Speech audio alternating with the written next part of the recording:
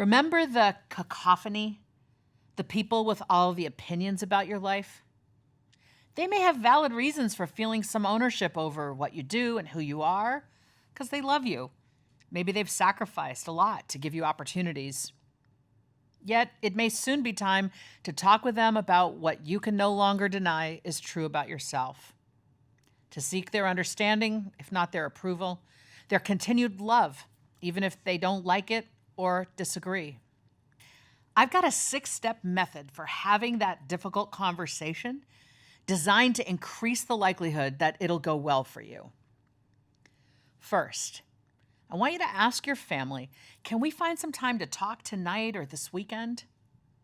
This is going to signal to them that you have something serious on your mind, and that's okay, because you do.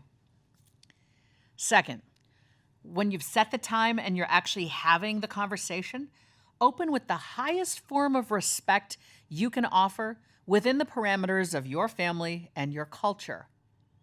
It might be a phrase like, "I love you, and I know you love me too." Or, "I respect you so much."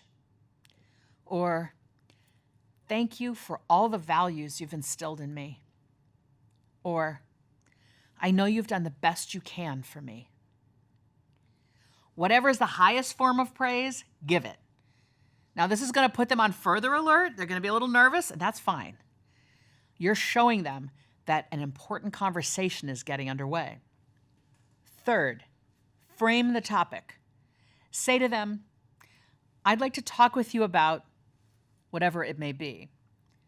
"I'd like to talk with you about my college choice, what I should study, my career, my romantic relationships, my identity, my future."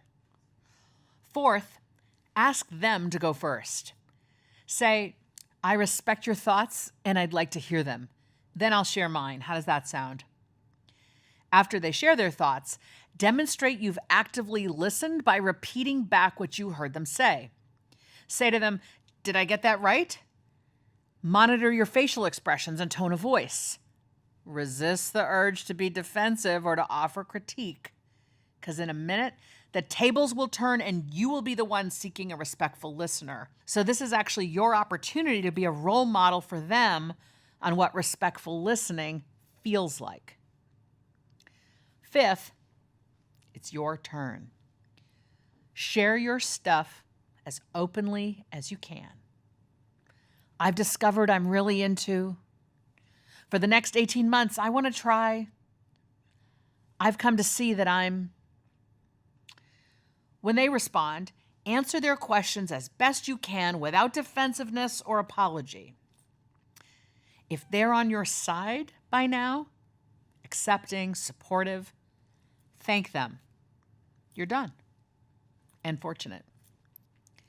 But sixth, if they've not come to a place of greater acceptance of you, ask them if their family was supportive of them back in the day. If the answer is yes, tell them you're just looking for the same thing. If no, ask them how it made them feel at the time, because they probably didn't like it, and this will help them summon a feeling of empathy toward you. Then I want you to add, "Even if you don't understand or agree with my perspective, my choice, my situation, I need to do this, and I ask that you love me regardless." Most people will stand down when you draw that line.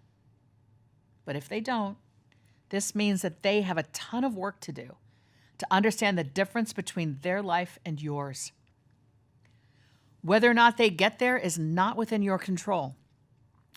What is under your control is how you act and react.